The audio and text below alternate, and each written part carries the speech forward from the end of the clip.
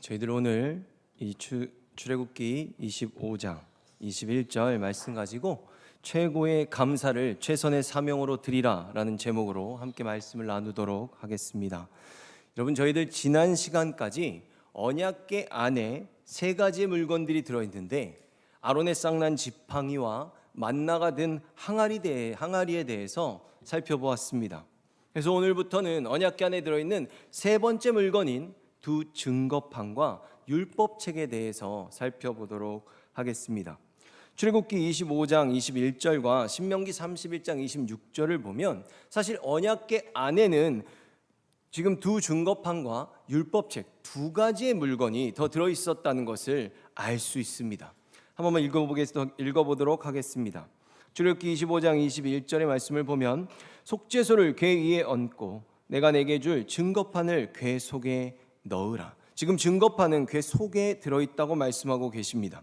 신명기서 31장 26절의 말씀을 보면 이 율법책을 가져다가 너희 하나님 여호와의 언약궤 곁에 두어 너희에게 증거가 되게 하라. 아멘. 이처럼 지금 두 증거판은 언약궤 안에 넣으라고 명령하셨고, 신명기에 나오는 지금 율법책은 언약궤 곁에 두라고 말씀하셨습니다. 물론 이 두 가지의 물건이고 그 위치가 지금 조금 다르기는 하지만 이 두 증거판과 율법책은 사실 이 둘 모두가 하나님의 말씀을 지금 상징하는 요소들이기 때문에 특별히 그 내용을 구별해서 이해할 필요는 없을 것입니다. 그런데 이 두 가지 물건들의 공통점이 한 가지 있습니다. 그것이 무엇이냐면 이 둘 모두가 두 번째로 주어진 물건들이라는 것입니다. 그래서 저희들은 오늘부터 과연 이 물건들이 어떻게 해서 두 번째로 주어질 수밖에 없었는지 그 각각의 상황들을 한번 살펴보도록 하겠습니다. 오늘은 먼저 두 증거판의 경우에서부터 생각해 보겠습니다. 여러분, 이스라엘 백성들 출애굽을 했습니다. 그리고 참으로 험난한 여정을 거쳐서 홍해를 건너고 모세가 하나님을 처음으로 만났던 호렙이라 부르는 그 시내산에 도착했습니다. 하나님께서 모세에게 처음에 부르실 때 말씀하셨죠. 내 백성들이 이곳에 와서 나를 예배하게 될 것이다 라고 말씀하셨습니다. 그리고 그곳에서 하나님께서 이스라엘 백성들을 하나님이 그들의 주인이 되는, 주님의 백성이 되는 바로 그 언약식을 행하셨습니다. 그 장면이 출애굽기 19장 3절에서 6절에 나오고 있습니다. 모세가 하나님 앞에 올라가니 여호와께서 산에서 그를 불러 말씀하시되 너는 이같이 야곱의 집에 말하고 이스라엘 자손들에게 말하라.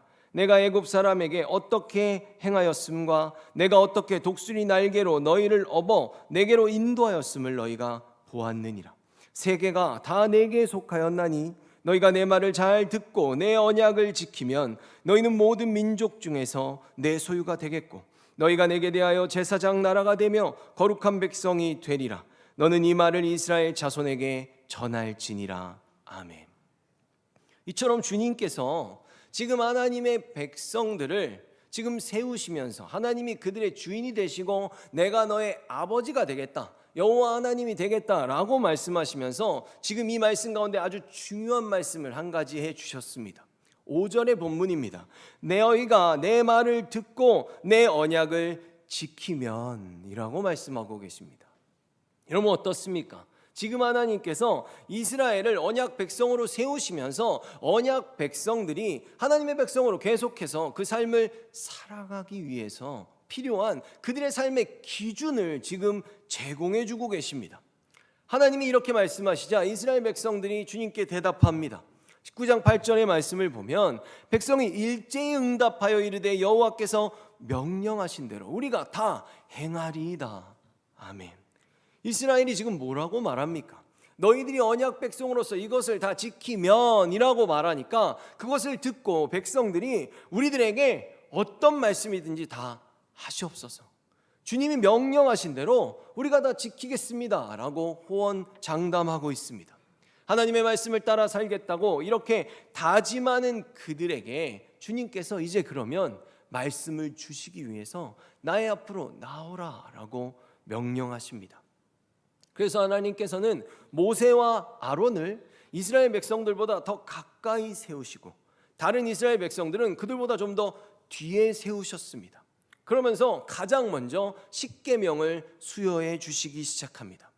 근데 십계명을 받는 그 장면을 멀찍이 떨어져 있던 이스라엘 백성들이 지켜보다가 그 중간에 모세에게 한 가지 요청을 하게 됩니다. 모세에게 어떤 요청을 했을까요? 20장 18절에서 19절의 말씀을 쉬운 성경으로 보면 모든 백성은 천둥 소리와 나팔 소리를 듣고 번개치는 것과 산에서 솟아나는 연기를 보았습니다. 그들은 두려움에 떨면서 산에서 멀찍이 떨어져 있었습니다. 백성이 모세에게 말했습니다. 당신이 말하십시오. 우리가 듣겠습니다. 하나님께서 말씀하지 않게 해주십시오. 하나님께서 말씀하시면 우리는 죽습니다. 아멘. 무엇입니까? 여러분들은 막 비바람이 몰아치는 어떤 그런 경험을 해보시면서 그곳에서 내가 이것이 지금 정말 무섭다, 두렵다라는 생각을 해보신 적이 있습니까? 지금 이스라엘 백성들이 시내산에 왔어요. 근데 이 하나님의 말씀하시는 그 십계명을 주시는 그 수여하는 장면을 보고 있는데 천둥 소리와 나팔 소리 그리고 번개가 치고 산에서 연기가 치솟아 오르고 있습니다.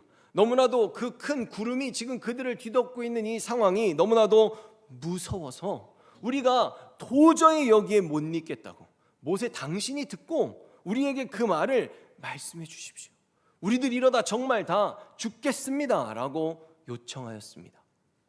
그래서 모세가 십계명을 받고 있던 그 모세가 먼저 그들에게 이렇게 말합니다. 20장 20절에 보면 두려워하지 마시오. 하나님께서 여러분을 시험하시고 또 여러분에게 두려워하는 마음을 주셔서 죄를 짓지 않게 하시라고 오셨을 뿐이요 라고 말합니다. 무슨 뜻입니까? 지금 당신들이 하나님을 보고 있다. 하나님이 어떤 분인지 정말 어느 정도는 느낄 수 있는 그런 상황이지 않겠습니까? 그래서 하나님께서 지금 이런 상황에서 하나님이 얼마나 두려운 분인지를 보여주심으로써 여러분들이 이 말씀을 받고 그 말씀대로 살면서 죄 짓지 않고 살아가기 위해서 지금 이렇게 하나님이 보여주시는 것이니까 두려워하지 말라고 말을 합니다. 그렇게 모세가 다시 가서 나머지 십계명의 말씀들을 다 받고 이스라엘 백성들에게 와서 그 말씀을 전해줍니다. 이제 그 말씀을 들은 이스라엘 백성들이 다시 한번 이렇게 이야기합니다. 출애굽기 24장 3절을 보면 모세가 와서 여호와의 모든 말씀과 그의 모든 율례를 백성에게 전하매 그들이 한 소리로 응답하여 이르되 여호와께서 말씀하신 모든 것을 우리가 준행하리이다. 아멘. 어떻습니까 여러분? 만약 저는 제가 지금 모세였다면 이스라엘 백성들의 이런 반응을 보고 정말 신이 나서 뛸 듯이 기뻐했을 것 같습니다. 그동안 여기까지 얼마나 고생하면서 왔습니까? 근데 지금의 이스라엘 백성들은 모세가 무슨 말만 하면 지금 그것을 하나님의 말씀이라고 전해주기만 하면 그 수많은 인원들이 약 200만이라고 그들의 인원을 추정하지 않습니까? 그들이 한 목소리로 대답하면서 우리가 여호와께서 말씀하신 모든 것을 다 준행하겠다고 모세가 말하는 족족 그 즉각 순종의 맹세를 하고 있기 때문입니다. 그래서 이렇게 대대적으로 온 국민적으로 2번이나 순종의 맹세를 한 이스라엘에게 하나님이 그럼 저들이 아까 요구했던 대로 그럼 이제 쟤네들은 내려가게 해라. 저들은 내려가게 해라. 그리고 너만 남아라 라고 모세에게 말씀하십니다. 그래서 이제 모세가 나머지의 법령들을 듣고 가서 이스라엘 백성들에게 전해주라고 그들의 요구를 들어주신 것입니다. 그래서 모세가 혼자 남았어요. 그래서 40주 40야를 이제 모세가 혼자 말씀을 받고 아론과 장로들 그리고 나머지 백성들은 내려가서 기다리게 하셨습니다. 그러면서 주님께서는 그때부터 본격적으로 성막의 규례에 대해서 알려주기 시작하십니다. 여러분, 성막의 규례는 왜 필요한 것입니까? 기본적으로 성막은 하나님을 섬기는 장소로서 다양한 신앙의 목적을 가지고 있는 장소입니다. 그리고 그들은 성막에서 가장 근본적으로 예배를 드렸습니다. 그런데 그에 더해서 저희들이 잘 알고 있는 성막의 규례들에는 분명히 그 죄를 용서하는 법들이 주를 이루고 있습니다. 무엇을 어기면 혹 어떤 죄를 지으면, 그래서 너희들이 혹시 부정해지게 되면 등등등, 이 제사법들의 대부분은 이스라엘의 범죄함과 관련되어 있습니다. 그래서 이때 40일을 주야로 시내산에 머물면서 하나님의 규례를 받았던 모세가 여러분 어떤 생각을 했을 것 같습니까? 저는 제가 모세였다면 이런 생각도 해보지 않았을까라는 마음이 들었습니다. 물론 모세는 하나님의 말씀을 최선을 다해서 겸손히 순종함으로 받았습니다. 그런데 이때까지만 해도 모세가 기억하는 마지막 이스라엘 백성들의 모습이 어떠했냐는 것입니다. 그의 눈에 선한 이스라엘 백성들의 모습은 여호와의 명령대로 우리가 다 순종하겠습니다, 그렇게 결의에 차서 2번이나 다짐하는 그 이스라엘 백성들의 모습이 모세가 본 마지막 모습이었던 것이죠. 그럼 여러분, 그렇게 다짐하고 산 밑으로 내려간 이스라엘 백성들은 정말로 잘하고 있었습니까? 저희들 너무나도 잘 알고 있는 내용이지 않습니까? 출애굽기 32장 1절에 보면 백성은 모세가 산에서 내려오는 것이 늦어지자 아론에게 몰려와서 말했습니다. 우리를 이집트 땅에서 인도해낸 모세가 어떻게 되었는지 모르겠으니 우리를 인도할 신을 만들어 주시오. 아멘. 여러분, 그렇게 철석같이 대답을 해놓고 모세가 자신들을 위해서 지금 헌신하고 있는 거 아닙니까? 말씀을 받고 있는 이 중요한 시기에 뒤에서 기도는 못 해줄 망정 그들은 내려가서 모세가 어찌 됐는지 모르겠으니까 우리를 인도할 신을 만들어내라는 참으로 황당한 요구를 하고 있습니다. 그러면 이들이 이런 말도 안 되는 요구를 받은 아론은 어떠했습니까? 정신 차리라고 그들을 막 혼냈습니까? 아닙니다. 아론은 오히려 한술 더 떠서 마치 기다렸다는 듯이 그 신을 만드는 방법들, 제조 방법들을 짜들하니 알려주기 시작합니다. 2절에서 6절입니다. 여러분의 아내와 아들과 딸이 달고 있는 금 귀고리를 빼서 나에게 가지고 오시오. 그리하여 모든 백성은 달고 있던 금 귀고리를 빼서 아론에게 가지고 갔습니다. 아론은 백성에게서 받은 금을 녹인 다음 그것을 틀에 부어 송아지상을 만들었습니다. 그러자 백성이 말했습니다. 이스라엘아, 이것이 너희를 이집트 땅에서 인도해낸 신이다. 아론은 그 모습을 보고 송아지상 앞에 제단을 쌓았습니다. 그런 다음에 아론이 선언했습니다. 내일 여호와를 위한 절기를 지키겠다. 이튿날 아침 백성은 일찍 일어났습니다. 그들은 번제와 화목제를 드렸습니다. 백성은 앉아서 먹고 마시다가 일어나서 마음껏 즐기며 놀았습니다. 아멘. 여러분, 아론이 여호와를 만들었습니다. 그리고 출애굽기 때 이들이 무엇을 했죠? 유월절과 무교절이라는 절기를 지켰습니다. 경험이 있어요. 시내산에서 하나님과 언약을 세울 때 그들은 번제와 화목제를 드렸습니다. 그것들을 금방 경험하고 금방 지켜보고 와서 여호와를 만들고 그것들을 지금 그대로 흉내내고 있습니다. 참으로 무섭습니다. 그리고 인간들이 참으로 악합니다. 여러분, 어쩌면 모세는 그 위에서 어떤 생각을 하고 있었을까요? 하나님이 죄에 대한 목록을 너무나도 자세하게 하나하나 다 알려주시면서 이것도 잘못하면 이렇게 해야 되고 이것을 잘못하면 이렇게 해야 되고 하나하나 다 가르쳐 주실 때 제가 기억하는 모습이 그거라는 그 모세의 생각을 제가 갖고 있었다면 저는 이렇게 생각했을 것 같습니다. 하나님, 우리 이스라엘 백성들 아까 그거 보셨는데도 이렇게 하나하나 자꾸 죄를 사하는 법에 대해서만 상세하게 알려주시네. 우리 이스라엘 백성들 저렇게 하나님의 말씀을 잘 지키겠다는 그 결의가 강한데 우리가 이 성막의 규례들을 정말 다 사용할 필요는 있을까라는 엄청난 착각 말입니다. 이스라엘의 모든 행위를 다 아시는 하나님께서 모세에게 다급하게 말씀하시기 시작합니다. 출애굽기 32장 7절에서 14절의 말씀을 보면 여호와께서 모세에게 말씀하셨습니다. 당장 이 산에서 내려가거라. 내가 이집트 땅에서 인도해낸 내 백성이 끔찍한 죄를 짓고 있다. 그들은 내가 명령한 일들을 벌써부터 어기고 있다. 그들은 스스로 금송아지를 만든 뒤 그 송아지를 섬기며 거기에 제물을 바쳤다. 백성은 이스라엘아, 이것이 너희를 이집트에서 인도해낸 너희 신이다 라고 말하고 있다. 여호와께서 모세에게 말씀하셨습니다. 나는 이 백성이 얼마나 완고한 백성인가를 보았다. 그러니 이제는 나를 말리지 마라. 나의 노여움이 너무 크므로 나는 그들을 멸망시키겠다. 하지만 너만은 살려두어 큰 민족을 만들어 주겠다. 그러나 모세는 여호와 하나님께 매달렸습니다. 여호와여, 어찌하여 주님의 백성에게 노여워하십니까? 주님께서는 크신 능력과 힘으로 이 백성을 이집트에서 인도해 내시지 않으셨습니까? 만약 주님께서 노하시면 이집트 백성이 여호와가 이스라엘 백성을 이집트에서 인도해 낸 것은 그들을 산에서 죽이고 이 땅 위에서 멸망시키기 위해서였구나 하고 말할 것 아닙니까? 그러니 노여움을 거두어 주십시오. 주의 백성에게 재앙을 내리지 마십시오. 주의 종인 아브라함과 이삭과 이스라엘을 기억해 주십시오. 주님께서는 그들에게 내가 너희 자손을 하늘의 별처럼 많게 할 것이다. 그리고 내가 약속한 모든 땅을 너희 자손에게 주어 그 땅을 영원히 물려받게 할 것이다 하고 주님 자신을 걸고 맹세하지 않으셨습니까? 여러분, 지금 모세가 어디에 호소하고 있습니까? 모세는 지금 하나님께 호소하되 무작정 잘못한 사람들을 용서해달라고 말하는 것이 아닙니다.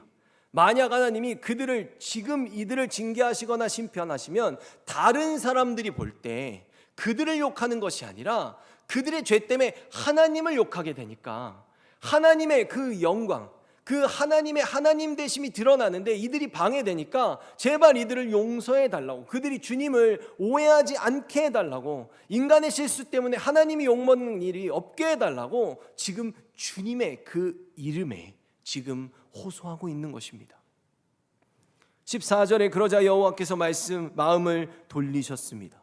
여호와께서는 처음에 뜻하셨던 것과는 달리 자기 백성을 멸망시키지 않으셨습니다. 아멘. 여러분, 이스라엘의 그 당당했던 마지막 모습을 기억했던 모세가 아마도 하나님이 이 말씀을 다급하게 하셨을 때 그에게 아마 청천벽력 같은 말이었을 것입니다. 금송아지를 만들고 그것을 여호와라고 부르고 거기에 제사까지 드리고 절기를 지키다니 말입니다. 그래서 하나님께서는 너무나도 패역한 이들을 즉시 심판하시고 뭐라고 하십니까? 모세, 너만 살려서 큰 민족을 다시 만들겠다라고 말씀하셨습니다. 그러나 모세는 그들을 제발 용서해달라고, 하나님의 그 언약이 무너지지 않게 해달라고, 그것을 기억해달라고 기도했고 주님께서는 그런 모세의 청을 들어주셨습니다. 그리고 나서 모세가 하나님이 주신 그 두 돌판을 들고 산을 내려갑니다. 그리고 그 패역한 백성들의 춤추고 노래하는 모습을 모세가 직접 목도하게 되었습니다. 모세는 너무 화가 나서 그 돌판들을 던져서 깨어버렸습니다. 여러분, 너희들이 언약의 백성으로서 나의 말씀을 지키면 이라고 말씀하셨죠. 그리고 십계명을 듣고 내려갔습니다. 그랬는데 그 돌판에 기록되어 있는 말씀을 이미 어겼는데 그 계약이, 그 언약에 무슨 의미가 있습니까? 모세는 그들 앞에서 너희들이 스스로 깨어버린 이 돌판에 이 말씀을 그들 앞에서 깨뜨려서 보여준 것입니다. 그리고 모세는 금송아지를 불로 녹인 후에 그 금을 갈아서 물에 타서 그들에게 마시게 하였습니다. 여러분, 왜 그랬을까요? 그들이 지은 죄를 스스로 먹게 해서 그 주홍같이 붉은 죄가 그들 안에 있음을 명백하게 확인시켜 준 것입니다. 모세는 아론을 혼내었고 여호와의 편에 서 있는 자들을 불러 모아 앞으로 나온 레위인들에게 죄인들을 심판하라는 하나님의 명령을 전달하였습니다. 그리고 이제 모세가 다시 하나님께 나아갑니다. 시내산에서 듣기만 했을 때는 다급하게 회개하기에 바빴는데 이제 그것들을 다, 그 죄악들을 다 눈으로 보고 나니까 모세가 봤을 때 그 죄악이 너무나도 심각했기 때문입니다. 그리고 모세가 하나님께 기도합니다. 여러분, 만약 여러분이 모세라면 이때 하나님께 어떠한 기도를 드리기를 원하시겠습니까? 모세는 이렇게 기도했습니다. 출애굽기 32장 32절입니다. 이제 그들의 죄를 사하시옵소서. 그렇지 아니하시오면 원하건대 주께서 기록하신 책에서 내 이름을 지워버려 주옵소서. 아멘. 여러분, 모세가 참으로 대단합니다. 사실 모세가 무슨 잘못이 있습니까? 아론이라면 입이 두 개여도 할 말이 없죠. 근데 다들 먼저 내려보내고 40주 40야를 그 말씀을 받기 위해 죽도록 고생하면서 하나님의 그 언약 백성을 위한 말씀을 받은 모세입니다. 그런데 그럼에도 불구하고 모세는 지금 이스라엘을 살리기 위해서 하나님이 뭐라 그러셨습니까? 내가 너 하나만 살릴게 라고 말씀하지 않으셨습니까? 그런데 모세는 이들을 살려주시지 않을 거면 내 이름도 지워주십시오, 나도 죽겠습니다 라고 하는 이 기도를 드리고 있다는 것입니다. 참으로 당신의 생명을 던져서 우리를 구원하신 그 예수님의 사랑을 정말로 많이 닮아 있는 고백이 아닐 수 없습니다. 그리고 나서 주님께서 다시 모세에게 명령하십니다. 34장 1절 출애굽기 말씀에 처음 것과 같은 두 번째 돌판 두 개를 깎아라. 내가 깨뜨려버린 처음 돌판에 썼던 것과 똑같은 글을 거기에 써주겠다. 아멘. 여러분, 바로 이 두 돌판이 지금 언약궤 안에 들어있는 돌판들입니다. 그래서 두 번째로 받았다고 말씀을 드린 것입니다. 하나님께서는 이렇게 다시 돌판을 주시면서 모세에게 아주 유명한 말씀을 해주십니다. 출애굽기 34장 6절에서 7절입니다. 여호와께서 그의 앞으로 지나시며 선포하시되 여호와라 여호와라, 자비롭고 은혜롭고 노하기를 더디하고 인자와 진실이 많은 하나님이라.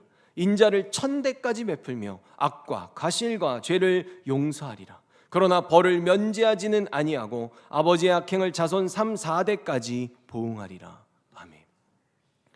여러분, 지금의 이 말씀을 보면 하나님의 인자와 진실, 자비와 은혜, 그것들이 얼마나 크고 놀라운지를 보게 됩니다.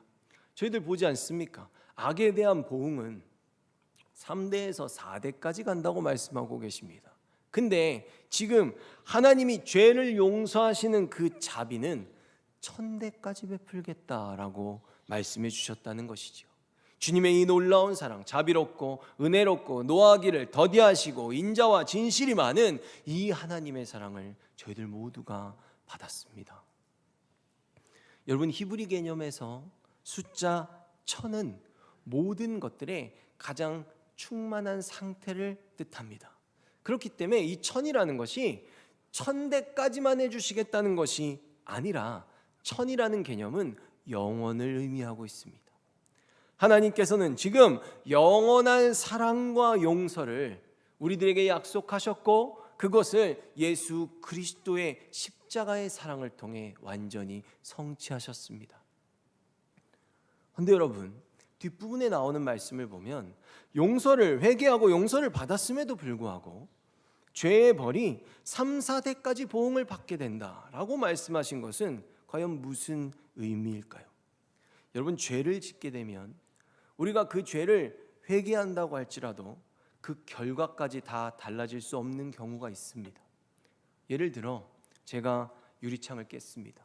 잘못을 고했어요. 100번 사죄했습니다. 용서를 받았어요. 그렇다고 해서 제가 용서를 받는 순간 유리창이 다시 타다다닥 붙어서 원래의 모습을 갖추는 것이 아니지 않습니까? 예를 들어 누군가가 사람을 살인했습니다. 그 사람이 죄값을 치러야 되죠. 그리고 회개를 먼저 했습니다. 근데 그것을 용서받았다고 해도, 정말 그 사람이 그것에 대해 사죄를 했다고 해도 그 사람이 살아나는 것은 아니기 때문입니다. 이처럼 용서를 구하고 회개를 했다고 해도, 회개를 하되 그 합당한 처벌은 받아야 된다라는 것을 말씀하고 있는 것입니다. 근데 여러분, 그럼에도 불구하고 희망이 있는 것은 주님의 용서는 1000대까지 베풀어지나 우리들이 받는 형벌은 분명한 끝이 있다는 것입니다. 그러므로 이 말씀을 받을 때 저희들이 생각해야 하는 정작 중요한 것이 무엇이겠습니까? 우리들은 죄인으로서 하나님 앞에 우리가 지은 죄를 회개하지 않았을 때 우리들이 받게 되는 그 심판의 형벌이 영원한 것이기에, 우리는 내가 이 땅에서 죄값을 치르는 일, 벌을 받고 3, 4대까지 그것이 보응된다고 할지라도 언제든지 그 말씀에 그 거울에 우리를 비추면서 회개하고 또 회개하고 우리들이 돌이키고 또 돌이키면서 살아야만 할 것입니다. 그리고 여러분, 저희들 절대로 잊어서는 안 되는 것이 있습니다. 우리들이 주님 앞에서 회개하고 용서받을 수 있는 유일한 이유는 우리들의 죄를 위해 죽어주신 예수님 때문이라는 사실을 말입니다. 내가 말씀을 잘 지키고 내가 더 많은 걸 행하고 내가 더 많은 걸 드려서 그 공로로 우리를 구원해 주시는 것이 아니라 오직 예수 그리스도의 그 십자가의 은혜를 통해 우리를 위한 그 피의 보혈의 속죄함으로 인해 우리를 구원해 주신다는 그 은혜를 절대로 잊어서는 안 된다는 것입니다. 여러분, 저희들 오늘 한 해를 돌아보며 하나님께 감사하는 추수감사절입니다. 그런데 성경에 나오는 그 감사는 받은 것에 대한 감사입니다. 사람들 가끔씩 착각을 할 때가 있는 것 같습니다. 내가 더 드리면 나에게 더 주시지 않을까? 내가 좀 무리해서 드리면 하나님도 나에게 무리해서 주시지 않을까라는 하나님과 뭔가 거래를 하려는 악한 생각입니다. 그런데 여러분, 저희들 이미 우리들에게 예수님께서 생명을 주셨기에 저희들은 받아야 될 사랑과 받아야 될 모든 감사의 조건을 전부 다 받은 사람들입니다. 이미 그 가장 큰 사랑, 가장 위대한 건 그 무엇과도 바꿀 수 없는 것, 그래서 우리를 구원하신 예수님으로 인해 영원한 생명, 최고의 만족을 누릴 수 있는 하나님의 선물을 받았음을 저희들이 잊지 않아야 할 것입니다. 그것이 바로 우리들 모두가 영원히 기억해야 할 감사의 제목입니다. 그렇다면 여러분, 정말로 감사하는 사람들은 어떠한 마음을 갖고 살아가게 될까요? 여러분들은 혹시 그런 은혜를 받아보신 적이 있습니까? 내가 도저히 되갚아 줄 수 없는 그 은혜, 그 은혜 때문에 내가 살아서 내가 지금 살고 있는 그 은혜를 우리 사람들에게도 받아보신 경험이 있느냐는 것입니다. 저는 너무 감사한데, 너무 고마운데 내가 아무것도 해줄 수가 없어서 미안해서 견디지를 못하겠더라고요. 그래서 진짜 하나님의 은혜에 감사하는 사람들은 평생 동안 그 은혜를 기억하고 어떻게 해서든지, 다는 못하죠. 그들이 언제나 우리들보다 크기 때문입니다. 그러나 조금이라도 그것을 갚으면서 살아가기 위해 최선을 다하게 되어 있습니다.